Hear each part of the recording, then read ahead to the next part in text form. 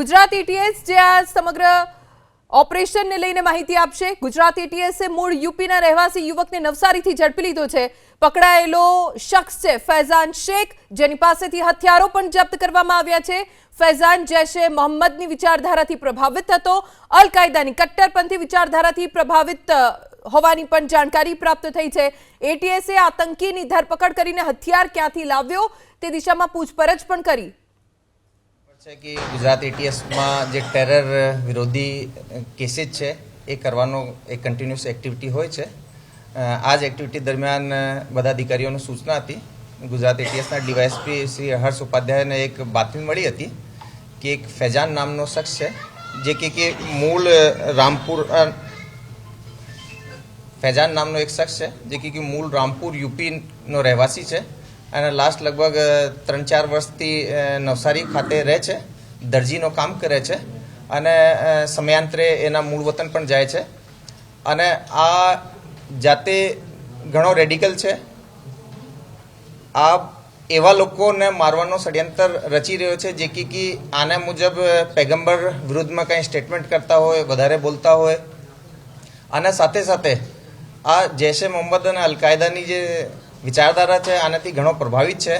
આ લોકોના ચેનલ્સ વગેરે ફોલો કરે છે અને આ લોકોના કહેવા મુજબ ભારતમાં જેહાદ ફેલાઈને અને કાશ્મીરને ભારતથી અલગ કરવા માટેની કાવતરામાં પણ સામેલ હોય એ રીતની આની પ્રાઇમા ફેસી એક ઇન્ફોર્મેશન મળી હતી। આ ઇન્ફોર્મેશનને ડેવલપ કરવા માટે wireless sub inspector Nikunj Joshi અને પીએસઆઈ ડીવી રબારીની એક ટીમ બનાવવામાં આવેલી। આ લોકો દ્વારા એનાલિસિસ કરવામાં આવેલો અને જાણવા મળેલ કે આ એક અલ ફૈઝાન ગાઝા કરીને એક ઇન્સ્ટા આઈડી છે જે ચલાવી રહ્યો છે। એને એનાલિસિસમાં ઘણો બધો અમને રેડિકલ કન્ટેન્ટ અને એની જે આતંકી કૃત્ય કરવાની જે એના જે ટાર્ગેટ્સ હતા આ બાબતમાં જાણવા મળેલ। એક મોટી ટીમ બનાવવામાં આવેલી જેની અંદર PI NR Brahmbhatt, CH Panara, KB Desai, AP Parmar, PB Desai, VR Jadeja, Manal Shah વગેરે બધા અધિકારીઓ જોડાયેલા। નવસારી એસઓજી અને નવસારી જિલ્લા પોલીસની ટીમને પણ સાથે રાખવામાં આવેલી અને આ જે ફૈઝાન નામના માણસની ટેકનિકલ અને હ્યુમન ઇન્ટ મારફતે એની ઓળખ કરવામાં આવેલી, એને ત્યાં ડિટેન કરવામાં આવેલો। એ ડિટેન્શન પછી જ્યારે એની ચેકિંગ કરવામાં આવેલી તો એના પાસેથી ઘણી બધી શંકાસ્પદ અને રેડિકલ વસ્તુઓ મળી આવેલી। સૌથી પહેલાં એની પાસેથી એના કબજેથી એક પિસ્ટલ અને 6 જીવતા રાઉન્ડ મળી આવેલા। જ્યારે એનો ફોન ચેક કરવામાં આવેલ તો આ એ અલ ફૈઝાન ગાઝા અને એક બીજી પણ ઇન્સ્ટા આઈડી ચલાવતો હતો। એના ઉપર એક ઘણો બધો રેડિકલ કન્ટેન્ટ જે કે અલ કાયદા અને જૈશે મોહમ્મદનો હોય એવા વિડીયોઝ અપલોડ કરતો હતો।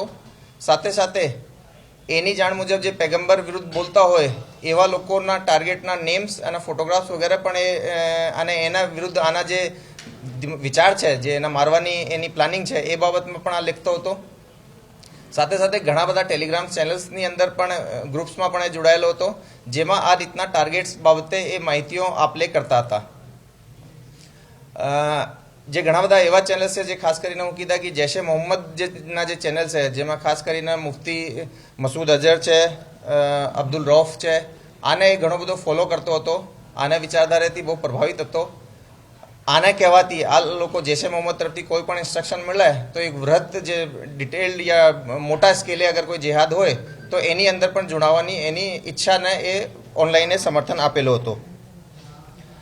આ એક મોટો એક રીતે કહી શકાય કે ટેરર મોડ્યુલ હતો જેમાં સિંગલ જે આપણે લોન વુલ્ફ કહીએ છીએ એ રીતની આ પાર્ટી હતી જે કે એની રીતે સોશિયલી ઓનલાઈન યા કોઈ પણ જગ્યાથી કોઈ પણ આવા સ્ટેટમેન્ટ્સ હોય કોઈ વ્યક્તિ મારફતે આપેલા જેમાં એ વિચારે કે ભાઈ આ પૈગંબર વિરુદ્ધ છે તો એના માટે જાતે યા એના બીજા જે લોકો છે ગ્રુપમાં જે જોડાયેલા લોકો આના સાથે મળીને એને મારવાની સાજિશ એ લોકોએ કરતા હતા।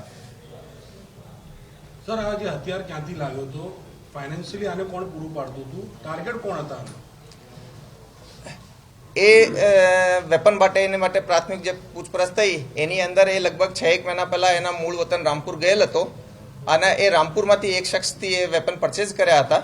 આ જે વેપન છે આ એક લોકલ ઇન્ડિયન મેડ વેપન છે પરંતુ એની ક્વોલિટી થોડીક સારી છે અને એ ત્યાંથી લઈને આવ્યા હતા। ટાર્ગેટ બાબતે એ ઘણા બધા લોકોને ટાર્ગેટ કરવા માટે આ ફોટોગ્રાફ્સ અને નામ્સ છે એના ડિટેલ નેમ્સ અને એની ડિટેલ ફોટોગ્રાફનું એનાલિસિસ કરીને પછી અમે એના બાબતે આગળની તપાસ હાથ ધરશું. ફાઇનાન્શિયલી કઈ રીતે મતલબ આ પૈસા પોતે આપતો હતો કે ત્યાંથી કોઈ આપતો હતો હેન્ડલર દ્વારા? એ અહીંયા હું કીધા આપણે દરજીના કામ કરતા હતા અને સારા સૂટ અને એ બધું સિલવાનું કામ કરતો હતો. તો ફાઇનાન્શિયલી એ વેપન જે છે વેપનની કોસ્ટ લગભગ 30,000 રૂપિયા છે. એ જાતેથી એને પૂરો પાડવ્યા છે. આપણે કીધું કે સિંગલ છે, પણ આની સાથે કોઈ બીજા જો હોઈ શકે એવું લાગે છે? રામપુરના બીજા કોઈ અથવા એની સાથે રહેતા?